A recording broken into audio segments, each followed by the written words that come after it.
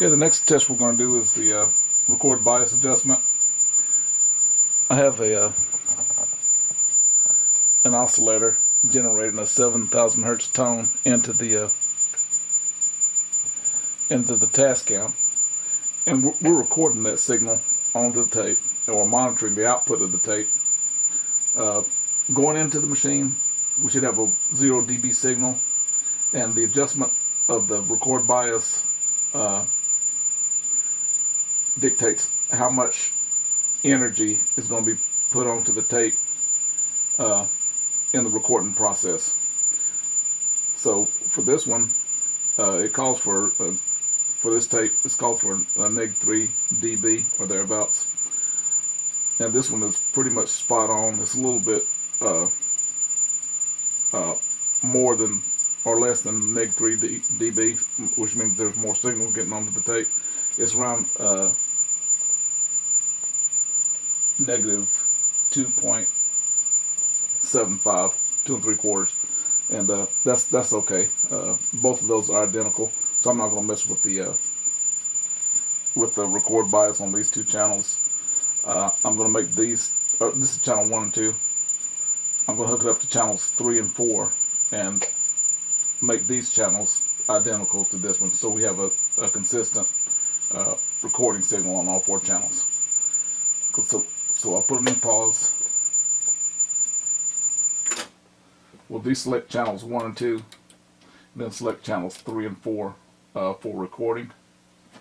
I'll have to change the RCA cables on the back because I only have 2 channels coming out of the oscillator. Just take a second.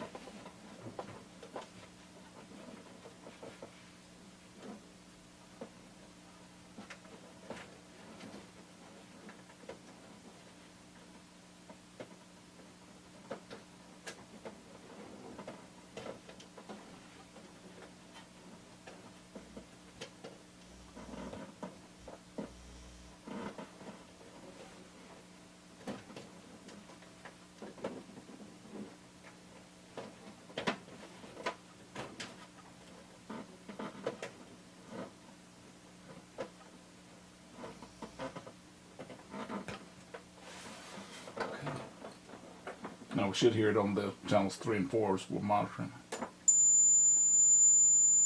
Okay.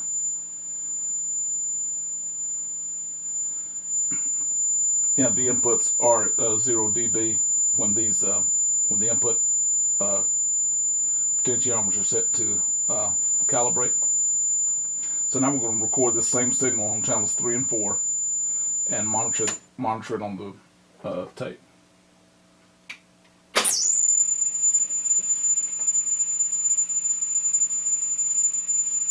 Okay, channel 3 is okay, channel 4 is a little low. So we'll have to bring down the,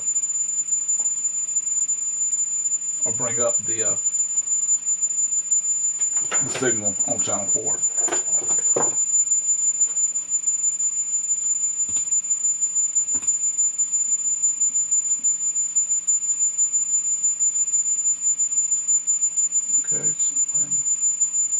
Okay, right there it's about 2 3/4.